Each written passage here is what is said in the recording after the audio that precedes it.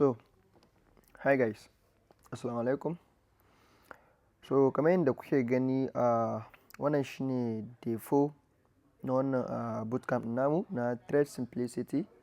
So, normal kun sani wannan bootcamp ne wanda ina guiding na ku step by step yadda ku fara yin trading cikin sauki. And then kuma na gaya muku kowace kalan market kake trading zaka iya apply wa'innan method nan. Dan kowane kalan trader ne kai. So, insha Allah yanzu za mu ci gaba. So, kar ku manta ku danna mun subscribe and then ku danna mun like a wannan bidiyon. Sannan wannan bootcamp din nan like free bootcamp ne. Kawai wani ya zo ya siyar maka. So, wannan free bootcamp ne. Sannan like duk wanda yake so mu dinga yin live trading tare zai iya duba a wannan bidiyon description akwai link. Like zaka clicking zai kai ka inda zaka mun DM zan tura maka full details akan live trading nawa. So, wannan shine abin da ya kamata ku sani. So, idan muka duba yanzu like kamar yadda kuke gani zamu ga wannan PDF din da na muku amfani da shi wajen yin wannan bootcamp din nan.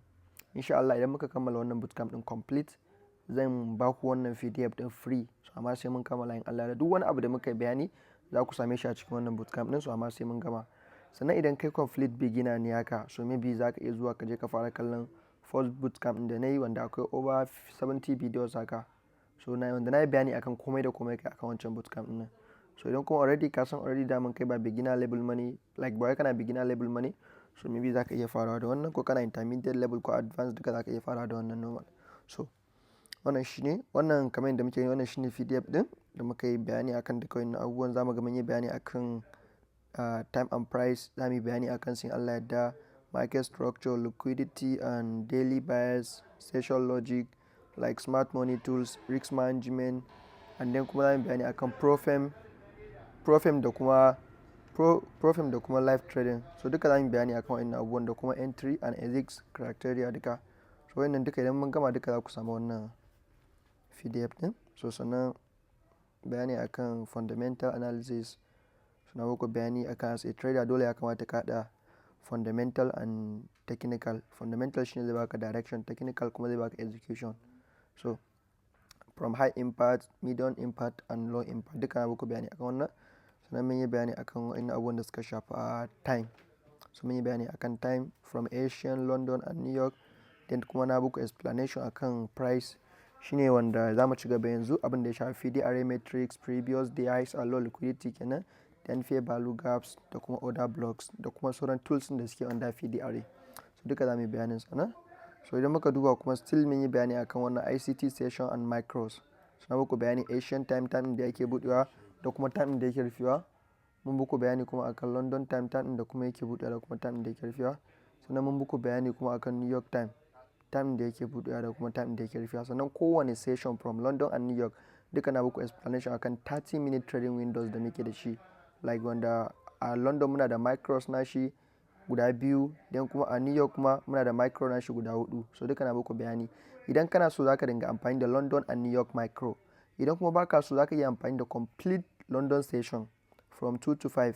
Sannan zaka iya amfani da complete New York session from 9:30 to 4. So zaka iya deciding wanne ne kake so ka dinga amfani da shi. Idan kuma maybe kana zuwa makaranta for example ko kana yin wani physical business ne so ina baka shawara ka tsaya kai mastering yanda zaka dinga amfani da like wannan micro time din nan. London ga time in trading naka, New York ga time in trading naka, maybe ka je makarantar ko ka je aikin ka. So kuma like baka zuwa makaranta idan kana so ka tsara trade naka yanda zaka ji dadin shi ka san a London ka san ga iya time in trading naka idan baka samu setup ba baka da wannan like trade a lokacin kuma ka samu idan dai ba cikin wannan trading window din naka ba. Kaga a London kana da 60 minutes ne. Dan kuma a New York shi kuma kana da over 120 minutes. So kuma sannan still kaka ce zaka dinga trading complete a London time. For example sorry kaka ce zaka dinga trading wai dole sai kai trading a London kuma dole sai kai trading a New York. No kai choosing time ɗaya kawai. Zaka like kai kanka ka fi samun kwanciyar hankali. So market anytime idan ka je kai trading ka sama kanka abu biyu ne zai faru. Abu na farko ko kai making kuɗi. Dan abu na biyu kuma ko kai following plan naka. Kowanne kai a cikin kayi riba. Ka gani idan kayi following plan naka kayi riba ko baka samu kuɗi ba. Idan kuma ka samu kuɗin still ka samu riba. Idan kuma ka shiga cikin trading shi kuma abu uku ne zaka samu ranka. Ko kai win, ko kai loss, ko kai break evening. Ka sama kanka cikin wannan abu uku abin nan sai ya faru.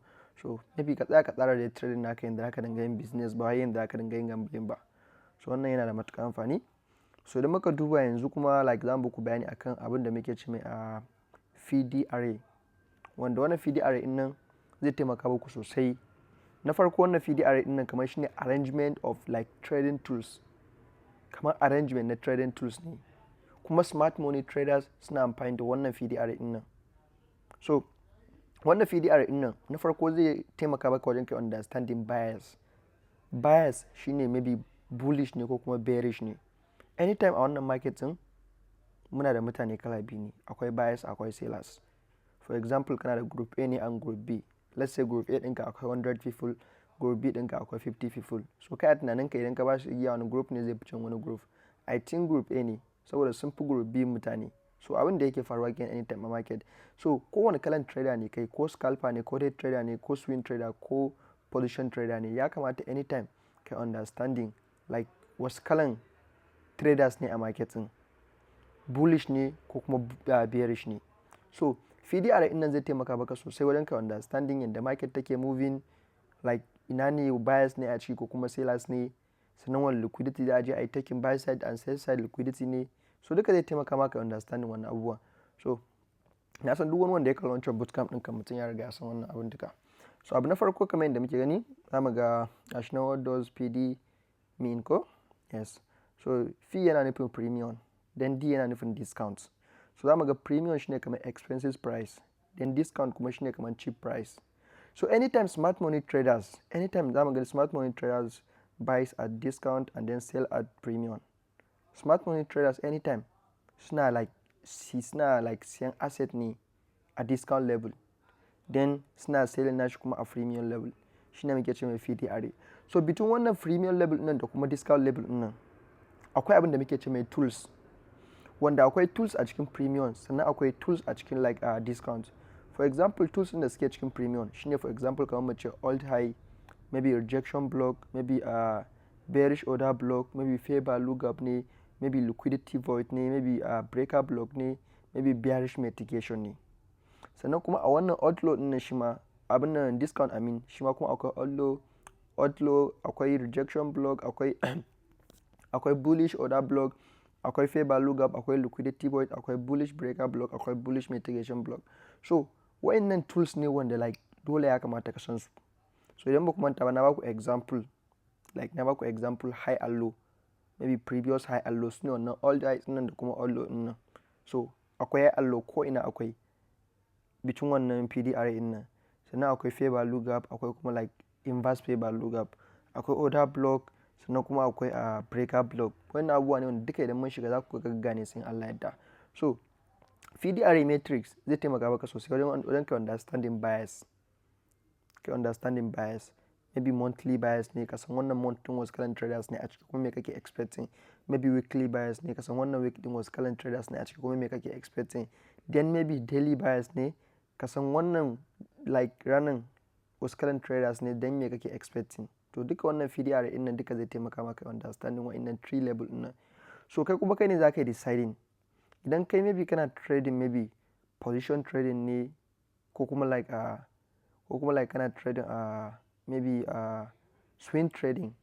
So za ka iya dinga fara duba bias naka from monthly and weekly. Domin ka san month din nan complete wasu kalan traders ne kuma me kake expecting.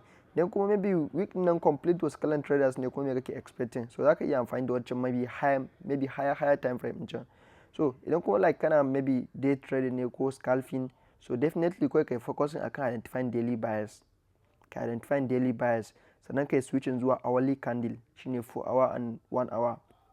Shi ma ka san bias na shi. Then kai switching zuwa 15 minutes and 5 minutes shi ma ka san bias na shi. So simple. So za ka deciding yadda za ka tsara trade naka da kuma yadda za ka dinga maybe duba complete market frame ɗin ka gane me kake expecting me zai faru. So wannan feed array ɗin nan zai taimaka maka sosai. Zai taimaka maka wajen sanin duka wa'innan tools ɗin nan da kuma like bias ɗinka in general. So wannan shine abin da ya kamata ku sani for now. So yanzu idan muka duba da kanan kamar yadda kuke gani za mu ga like yanzu ga shi nan already. Yanzu mun buɗe chart ba mu mai da shi one screen. Yes. So za mu gani a one screen yanzu haka a nan point nan yanzu like nan muna kan monthly chart ne. So duk candle ɗaya yana taking 1 month ne, open ɗin shi da kuma close ɗin shi. So ba za mu yi using da monthly ba wajen identifying bias. So ma idan muna so ma monthly ɗin ma za mu yi amfani da shi. So kuma sannan idan muka duba nan weekly shi ma gashi nan still za mu yi amfani da weekly din. Kun gane ba? So abin da nake so ku understanding from monthly din nan to weekly din nan, idan zaka dinga identifying din bias naka like na monthly ko kuma na weekly ko kuma mu dawa daily, so hanyar da zaka dinga identifying din bias naka shine ka dinga using da wannan PDRA din nan, premium and discount din nan. So ta yaya zaka dinga identifying din wannan premium and discount din nan? Idan muka duba yanzu za mu gani nan level din nan yanzu yana between premium level ne and discount level. For example, first zaka shiga cikin trading view ɗinka sai ka zo kai clicking daga nan gefe za ga indicators.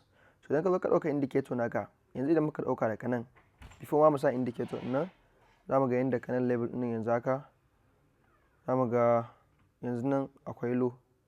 Kun ga wannan low kenan ko wannan low ɗin nan kenan, don kuma wannan kuma shine kuma wannan high ɗin. So za mu gani like yanzu between wannan low ɗin nan da wannan high ɗin nan, so kun ga like wannan range kenan, nan akwai range. So yanda za ka gane a nan shine za ka ɗauka like a Fibonacci level naka. Idan ka zo ka ɗauka Fibonacci level naka sai ka zo ka ɗauka like ka zo ka ɗauka Fibonacci naka ka zo ka sa shi from low to high.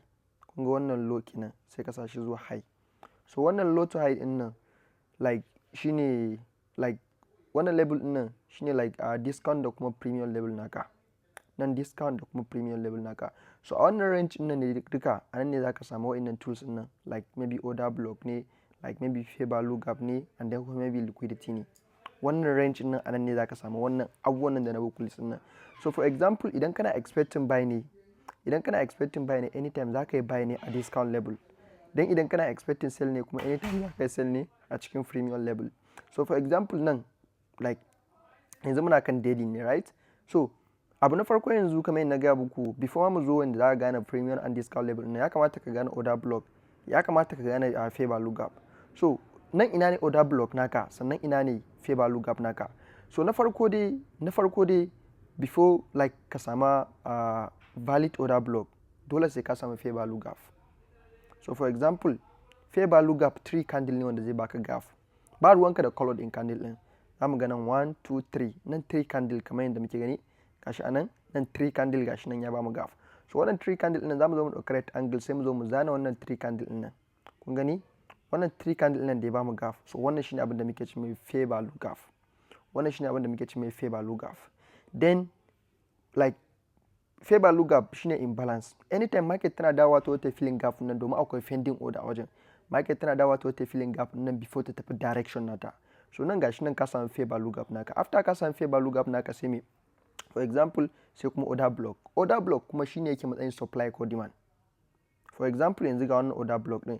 Yanda kuma zaka identify din order block shine nan ai gashi nan idan muka duba daga nan like nan yanzu nan an samu wani massive move, bullish move. So after an samu wannan massive bullish move nan, so sai ka duba ga nan duka green candle ne. Sai ka duba ga kafin a samu wannan move din red candle din da aka fara samu na farko fa.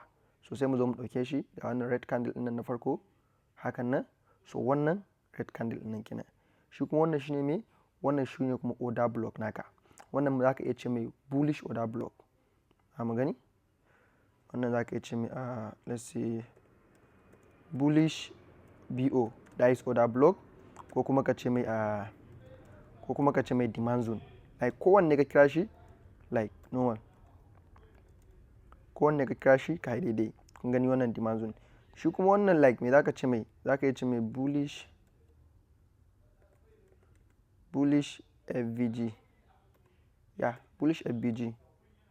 Bullish fair value gap kenan. So idan muka duba yanzu wannan level din nan ka ga nan ka samu like point of interest ɗinka ko kuma area of interest naka. So yanzu between wannan high nan to wannan low idan ba ku manta ba na gaya muku anytime zaka dinga buy ne a cikin discount, sannan zaka dinga sell ne a cikin premium. So yanzu idan ka ɗauka wannan range din nan between wannan high din namu ga wannan shine all high, right? Wannan kuma shine all low. So idan market ta pushing down, idan market ta zo idan ta yi respecting wa'innan level din nan, maybe order block ne ko kuma fair value gap ne, so market zaka yi targeting buy kenan zuwa wannan high din nan. Maybe market za ta koma zuwa wannan high din. Ina fata kun gane. So idan kuma market ta zo let's say sai ba ta respecting wannan level din nan ba kuma ba ta respecting wannan ba, so maybe wannan liquidity za a yi taking. Ku sani da a wannan point din nan zamu ga wannan liquidity din nan, wannan high din nan shine muke ce mai shi, wannan all high din nan shine muke ce mai buy side liquidity. Wannan shine muke ce mai buy side liquidity. Then wannan low din nan kuma shi kuma shine muke ce mai shi kuma shine muke ce a sell side liquidity. So idan market ta dawo, idan ta yi respecting wannan level din nan, za ta koma ta yi taking wannan liquidity ne. Idan kuma ta respecting wannan level din ba, so za ta yi taking wannan liquidity ne. Anan dole abu ɗaya cikin biyu sai ya faru. So ya kamata ka san wannan as a trader, ka san wannan like anan market me za ta yi. So like yanda za ka understanding wannan system din nan da kanan wajen, za mu gani shine idan ka ɗauka yanzu wannan all right din nan da kuma wannan all low din nan, so 50% level din nan kuma shine like fair value gap. So before kai buy ko kai sell, ya kamata ka jira market ta zo ta shiga cikin wannan level din nan. Ba ku gani? Bayan zana muku level din, za mu gani wannan shine, sorry ba mu ɗauka wannan tools ɗin. Ya ga wannan brush. So wannan level din nan ya kamata market maybe before kai buy ko kai sell, ya kamata ka jira market ta shigo zuwa cikin wannan level din nan. Sorry ya ƙi zanuwa. So ya kamata market ta shigo zuwa cikin wannan level din, then ya kamata ka tabbatar market ta yi tapping wannan fair value gap din. Most of the time idan market ta zo za ta yi tapping iya fair value gap ne ta pushing off. Most of the time kuma dole ma sai ta yi tapping order block. So anan cikin abu biyu zai iya faruwa. Kai dai daga lokacin da kake higher time frame, idan market to ta yi tapping area da kake expecting ta yi tapping, za ka yi switching zuwa lower time frame ne kuma ka je ka duba entry ɗinka. So nan level nan yanzu nan kun ga anan na farko nan kun ga nan ya tabbatar mana like nan bias namu muna da buy ne. So amma before mi buy din sai mun jira market ta yi tapping nan waje. Idan market ta yi tapping nan wajen sannan sai mi buy. So yanzu for example bara mu gani in to ta yi tapping nan din zai expecting, idan ya yi expecting zai kuma ya taking wannan liquidity. Idan kuma bai expecting ba zai zo ya taking wannan liquidity ne. So mu gani wannan based on volatility na market ne, shi sa as a trader ka san time din da zaka dinga yin trading. Kun gane ba? As a trader like ka san time din da zaka dinga yin trading haka. So za mu ga nan yana moving kaɗan saboda muna trading ne a daily candle haka. So ina ba ku example ne saboda idan like candle din ya kasance kananu ne, so ba za ku gane understanding yanda like ba za ku ga chart din da kyau ba. So nan dole za mu yi amfani da babban chart kamar yadda muke gani. Amma gashi nan market na moving. So ta yi tapping wannan bullish fair value gap. So gashi nan maybe ta expecting bullish fair value gap, ya shigo 50% level din mu, ya riga ya shigo area da muke expecting buy. So anan area za ka iya switch lower time frame ka je ka duba setup ɗinka idan ka samu abin da kake nema based on checklist naka, wanda wannan zamu zo mu bayani shi akan checklist na entry. Idan ka samu checklist ɗinka na entry kai ba, idan kuma baka samu checklist ɗinka na entry ba, ko da ya zo ya yi tapping wannan level ɗin naka, so baka da setup. So gashi nan kamar yadda muke gani, zamu ga gashi nan yayi respecting wannan level ɗin, gashi nan ya dawo ya ƙara tapping nashi, an yi taking liquidity wannan candle ɗin, then market time moving off. Then nan wajen akwai wani fair value gap zai dan yi rejecting kaɗan nan area before ya riga ya pushing nan, za mu gani saboda akwai wani fair value gap gashi nan ya riga ya breaking wannan fair value gap din. After ya breaking wannan fair value gap din, muna expecting market ta cigaba da pushing off har zuwa wannan high din nan. Kuna gani? So maybe wanda suke catching move, wanda maybe suke long trading sun yi catching move daga nan za su samu over 250 handles. So kun ga wannan kenan example. So gashi za mu ga abin da ya faru anan. Market ta zo from wannan premium level to discount level, ta zo 50% level. So na farko idan ka understanding FDRA, wannan shine abin da zai dinga faruwa. Zai taimaka maka understanding abubuwa da dama musamman bias naka. Kun ga nan yanzu idan like monthly bias za ka yi, haka za ka yi identify na shi. Ka zana order block naka, ka zana fair value gap naka, ka zana liquidity naka, high da low na shi. Idan kuma weekly bias za ka identify shi ma exactly haka za ka yi. Ka zana order block naka, fair value gap naka, and liquidity naka. So amma ku sani yanda za ka yi analysis a higher time frame daban ne. Shi wannan higher time frame kawai zai taimaka maka san POI ɗinka ne sannan ka san bias naka. Amma inda yake ba mutane problem sosai shine wajen like wajen entry, like checklist naka na entry, wani area ne ya kamata ka entry. So me ya kamata ka duba wajen entry? Wannan yana ba mutane wahala sosai musamman a higher time frame. So shi ma za mu zo mu bayani akan sosai. Kamar yanzu idan muka duba ainihin area yanzu na area nan wajen da mutum zai entry. Ko so ba mu je mun nuna ba saboda yanzu ina muku bayani akan wannan. So anan idan ya zo nan din, ta yaya zaka gane cewa zai yi expecting wannan din? So akwai abubuwa da dama da mutum zai iya apply na shi. For example nan da idan muka dauka between wannan high din na low, wannan internal and external ne. Internal and external liquidity ne. Wannan liquidity high din nan da low din nan shine liquidity external, ma'ana liquidity na waje kenan. Shi kuma internal din shine wannan fair value gap din nan. So wannan fair value gap din shine internal. So market anytime da tana tafiya ne between internal and external. So ta yaya zaka gane cewa idan market ta zo internal za ta yi expecting ko ba ta yi expecting ba? So za mu yi explanation akan wannan checklist naka da duk wasu abubuwa da ka yi amfani da su. Wannan kuma shine like example na farko kenan kamar yadda muke gani daga nan. So idan muka duba daga nan kuma like nan za mu ga nan example na biyu ko? So nan example na biyun nan a nan point din nan like na farko shi ma za ka zo ka ɗauka zaka zo ka dauka Fibonacci level naka, Fibonacci retracement naka zaka sa shi from high to low na wannan range din nan. So from high to low na wannan range din nan zaka duba 50% level din nan. For example yanzu nan ga 50% level din nan, nan muna da me, nan muna da fair value gap. So wannan fair value gap din shi kuma zamu kira shi, wannan fair value gap din zamu kira shi bearish FVG, right? So zamu kira shi bearish fair value gap kenan, wannan fair value gap din kenan, saboda muna expecting idan yayi expecting nashi misal ne. So na farko kenan, then kuma idan muka duba daga nan zamu ga muna da like order block. So order block namu anan zamu iya using da wannan order block din nan, kamar yadda muke zamu iya amfani da wannan a matsayin order block. So shi kuma wannan order block din nan, shi kuma nan me zamu kira shi? Zamu kira shi shi ma still zamu kira shi bearish order block, tunda wancan mun kira shi bullish order block.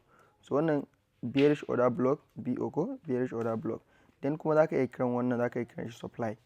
Wancan ka kira shi demand, so amma wannan supply ne, saboda wannan yana sama ne, wancan kuma yana ƙasa ne. So anytime yanzu wannan idan market ta zo 50% level din nan, idan ta yi expecting wannan level din nan, so market ta zo ta taking wannan liquidity nan, wannan sell side liquidity nan, kamar yadda wancan muke expecting ya taking buy side liquidity. So wannan kuma abin da muke expecting ya taking shine sell side liquidity. Then idan ba ta expecting ba kuma maybe zai koma ya zo ya taking wannan buy side liquidity din. So a cikin abu biyu like nan ɗaya zai iya faruwa, idan market ta wata taking wannan liquidity ko kuma market ta wata taking wannan liquidity.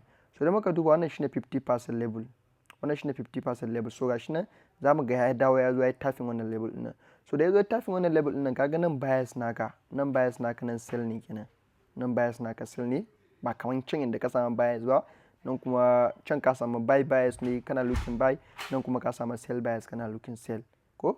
So gashi nan saboda wannan daily fair value gap ne, daily fair value gap kuma is very very strong. Then 4 hour fair value gap shi ma is very strong, 1 hour fair value gap shi ma is very very strong. So wayannan time frame nan guda uku nan as a day trader ya kamata ka understanding fair value gap da kuma order block da za gani ana from daily zuwa hourly, 4 hour and 1 hour. So fair value gap, most of the fair value gap is very strong sosai. So yanzu gashi nan mun zo mun samu wannan area, right? So yanzu bara mu gani me muke expecting yanzu zai fara nan. Zamu gani yanzu gashi nan, bara mu clicking. So kun gani gashi nan zamu ga ya expecting nashi, so zamu gani. So shi ma gashi nan ya expecting nashi yana moving down. So shi ma ya zo ya take liquidity. So kun ga abin da ya faru, shi ma still ya expecting wannan level din. So gashi nan ya zo shi ma bearish fair value gap ne. So anan abin da ya kamata ku understanding, most of the time market bata cika zuwa like bullish order block ba ko kuma bearish order block. Market ta fara expecting fair value gap, shi yasa anytime as a trader like wayannan abubuwan guda biyu, like idan ka dauke su like number one, let's say ka ce mai FVG, then plus liquidity, FVG plus liquidity. Kun ga wayannan abubuwan guda biyu, idan ka understanding nas a matsayin as a trader zaka ji daɗi, saboda kaga yanzu idan kai understanding fair value gap, idan like kai mark din fair value gap, so kaga zaka normal ka san akwai order block, definitely ka san akwai order block. Then liquidity shi kuma shine high and low, ka san inda market za ta yi. Kun gane ba? So wayannan abubuwan guda biyu duka su taimaka baka ka san order block din, ka san like fair value gap din, ka san breaker block din, ka san inverse fair value gap din. So wannan kamar yadda muke gani, wannan shine example na wannan level din nan. Wannan shine inda zaka understanding FDRA din nan yanda yake moving from premium da kuma discount. Da zan mun yi buy ne a cikin discount level, yanzu kuma mun yi sell ne a cikin premium level. So abin da yake ba mutane wala kamar na ga muku shine inda mutum zai switch lower time frame ya je ya duba entry, wanda wannan checklist ne na entry. In Allah ya yarda duka za ku samu wannan checklist din a jikin wannan like bootcamp din nan before mu kammala kuma insha Allah. So kamar yadda kuke gani, wannan shine abin da ya kamata ku sani in Allah ya yarda. Ina fatan yanzu kun yi understanding yanda za ku dinga gane wannan FDRA din nan. So in Allah ya yarda maybe next video na min Allah ya yarda za mu ci gaba da bayani akan abin da ya shafi price. So amma ku sani ka kuma ta anytime, time ma yana da matuƙar amfani, domin market ba ta dinga baka moving yanda kake so ba idan dai babu time mai kyau. So time yana da matuƙar amfani, time yana ɗaya daga cikin abin da ya kamata like shi ma ka understanding nashi as a trader, domin idan ka haɗa time and price, so za ka dinga jin daɗin trading naka sosai. Peace out.